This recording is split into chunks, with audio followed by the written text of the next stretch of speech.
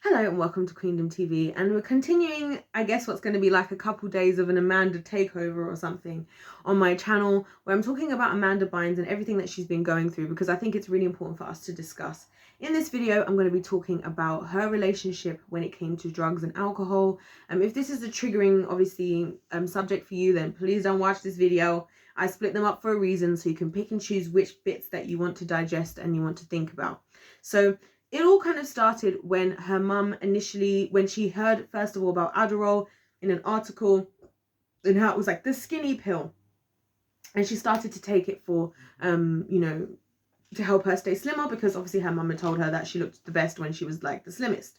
So anyway, as time went on, I think from what I've seen in my research, and like I said, guys, if you really want to know the story, you're going to have to go and look into that. I'm just kind of more commentating on what's actually happened and what I think could have happened. I think what happened is she started off taking it because of that, and I think as things were getting worse and she was having to cope with a lot of different stuff that I've spoken about, so check out the Amanda playlist. Also, don't forget to subscribe if you are feeling the vibe and you want to join the tribe.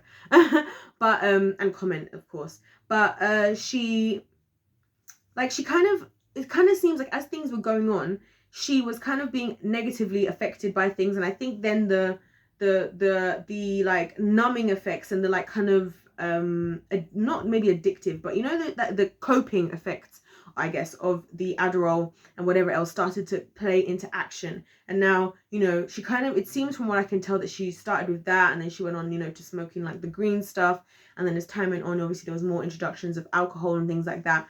But I very much think that it was very much surrounded her coping, because the first time you really hear about her going out and doing crazy things, other than just taking the Adderall, which at the beginning was just to stay skinny, she was still working. It's just that she was at some point no longer able to work because she was taking so much of it to the point she was chewing it, which is kind of scary. I think she wasn't really prepared to give up the coping qualities of it, or the helping for her coping qualities of it.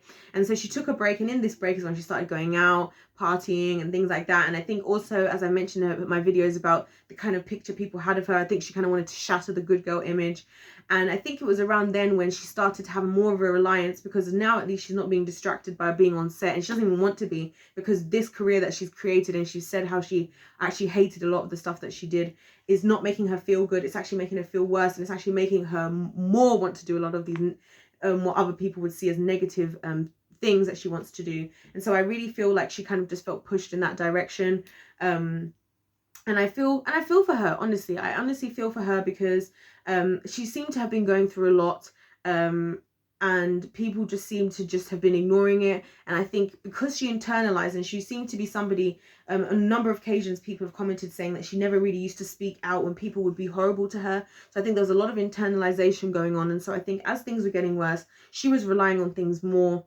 And, you know, what started off as something that was just, she just started to take to get skinny, then also stopped her from being able to work, then getting into that point where she's just out partying, and also feeling like, well, I can't do what I want anyway, and everything's just bad, and my parents are trying to run my life. There was a time when she actually came out and talked about, she claimed actually that her parents were going around and pretending that they were her, which is very, very shocking and scary.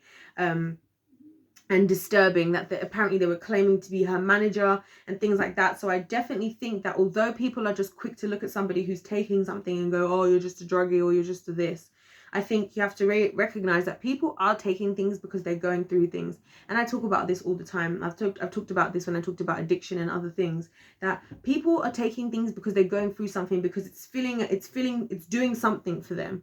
And I just wanted to talk about how the stages of what she went through was very clearly, in my opinion, connected to what had been going on and what was happening, and things that people were actually saying to her, and ways that people were making her feel, and ways that people were trying to take control of her life. So you guys let me know what you think in the comment section down below. I would absolutely love to hear what you guys have to say about this.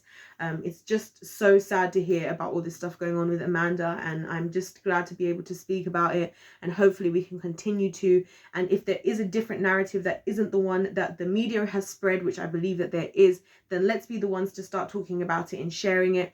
Other than that, don't forget to check out my playlist with my other videos about Amanda. Don't forget to like the video and subscribe. Other than that, how many times am I going to say other than that? God bless you all, and I'll see you in my next one. Goodbye.